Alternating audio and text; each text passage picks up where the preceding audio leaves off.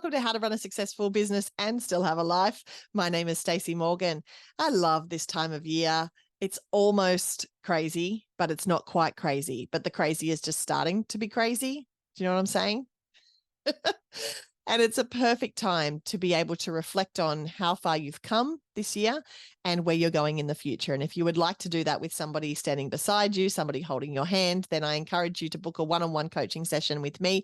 You can do it right now at simplystacymorgan.com. Or if you do it in the next 2 days, you will have the opportunity to pay for 2, but to get 3 coaching calls. We can do some now before Christmas, and we can do some in the new year to make sure that you are heading in the right direction with your business goals and your life goals. And that's what we're talking about today. Thinking about and reflecting on where you have come from this year and thinking about where you would like to go in the future. You know, I talk about goal setting all the time. In fact, goal setting is the number one thing that I'm requested to speak on in terms of other people's programs. So I guest often in other people's mastermind programs, their group coaching programs. I travel all over the world to deliver keynotes. And part of that is always goal setting, is always thinking about where we've been and figuring out where we want to go. And if you've ever been in a room with me, especially for one of my events, perhaps you've been at the Simply Business Summit, or perhaps you'd like to come next June, still tickets available if you want to get yourself a spot, then you know that I love reflecting. I love starting with reflection. I love starting with reflection on where we have come from, because I think it's such a valuable tool in being able to plan where we want to go in the future. So as you're listening to this episode, perhaps you are driving, perhaps you are running, perhaps you are folding the washing, whatever it is that you're up to, I want you to just take a little bit of time and think about the things that you have achieved this year. Think about the things that you have done this year that you may have not done before, the milestones that you have hit. And immediately you might not think of anything. And I don't want you to feel bad about that. That's not because there's nothing there. There are definitely things there, but it's just going to take you a hot second to think about them. And the important thing about being able to reflect on these things is that it's so much easier to set new goals and to point your life in a direction when you are really feeling good. And goal setting is really hard when we're not feeling our best. And often we find that we do goal setting. If we do goal setting in that state, we don't often achieve a lot, and then it makes us feel worse. So I never want to start a goal setting session or a process feeling like, feeling a bit, meh. Instead, I always want to start from a really good place. And so that reflection is a great opportunity for that. Now, you might not think, okay, well, I didn't win an Oscar this year, so I've got nothing to celebrate, or I didn't hit the financial goal that I had for myself or for my business. What about all the little things that happened along the way? What about all the little lessons that were learned? What about all of the things that you achieved that are really big deals? Because the big stuff is the small stuff, right? When it comes to life, Ali Garrison taught me that. And it's the little things that matter. It's the little things that make up our life. So have a think about some little things. Perhaps you didn't win an Oscar this year, but perhaps there are a lot of little things that added up to you getting yourself into a better place this time this year than this time last year.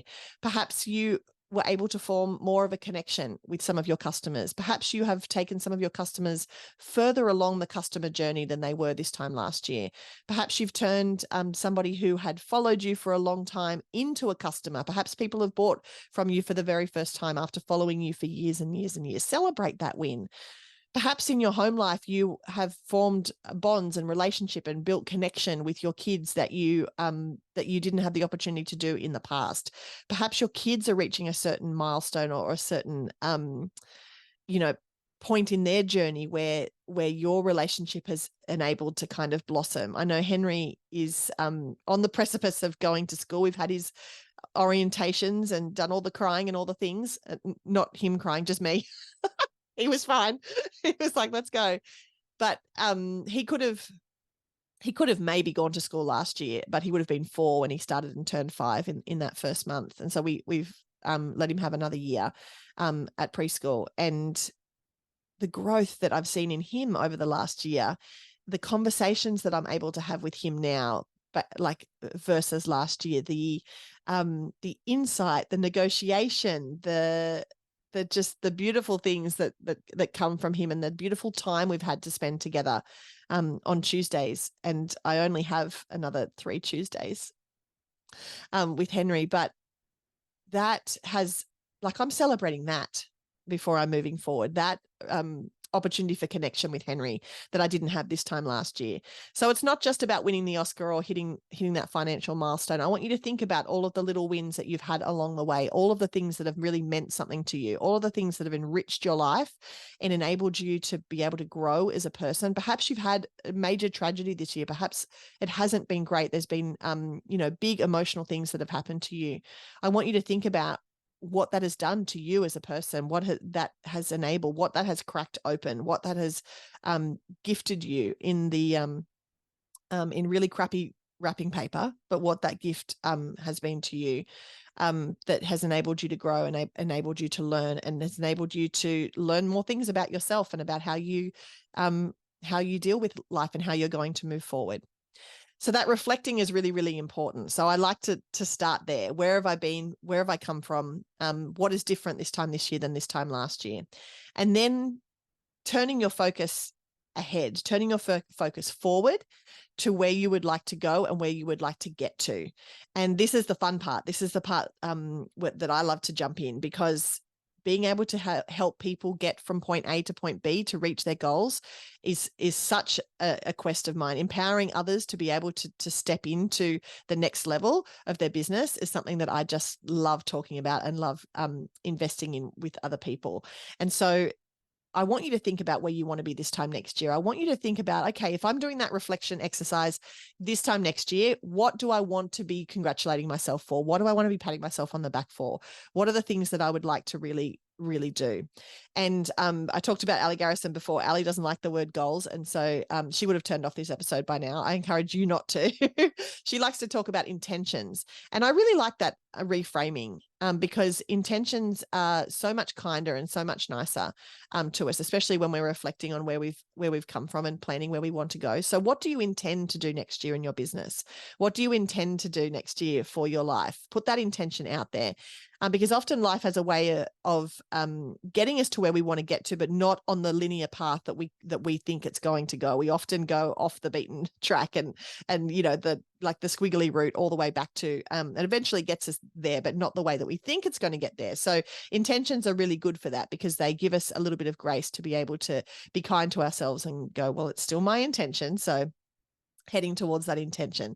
So I want you to think about your intentions for the new year. And that could be intentions around, asking for more help, intentions around either reaching out to people in your community, or perhaps hiring a new staff member, perhaps contracting someone for the very first time to take things off your list.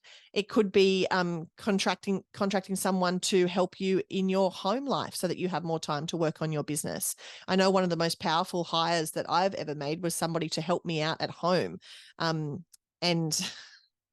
And I joked to my husband that I needed a wife. I needed to hire a wife. I needed somebody to do the things that needed to be done in the house that were taking away my energy and attention, so that I could concentrate that time and energy and attention on my business. And Denise Duffield Thomas talks about this all the time in her book, Chillpreneur. And if you haven't read Chillpreneur, it's been revised and distributed as Chill and Prosper. So get one of her books, put that on your Christmas list, get that under the tree for you this Christmas, because Denise talks really beautifully about hiring yourself a wife and taking some things off your to-do list, getting some of that mental load taken off you so that you can use that mental capacity to be able to help you grow your business.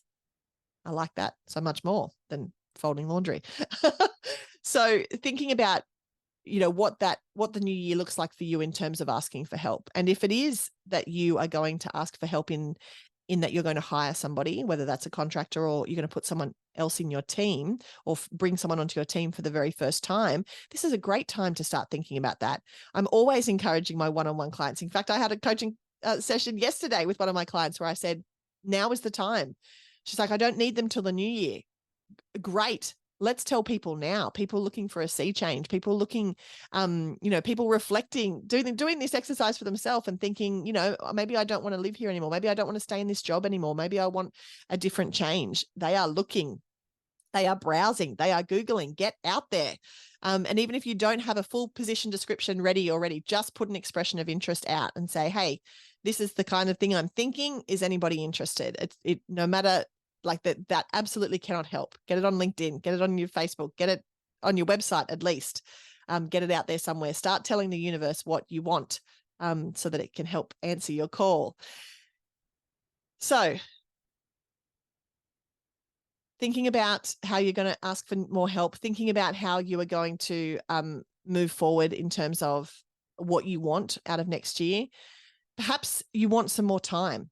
Perhaps time is on your list. Perhaps this year you're feeling a bit frazzled, like you haven't had any extra anything, and you want to create more time. So think about what that looks like for you. Does it mean that you're going to have, half an hour breaks in between appointments for next year? Does it mean you're going to have all of Friday off? Does it mean you're not going to start until midday on a Monday? What does time off mean to you? What does that look like in practice?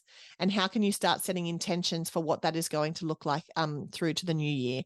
This is a great time to create your own plan for next year, your own ideal week. And we have an episode on that here. We'll put the link to it in the show notes.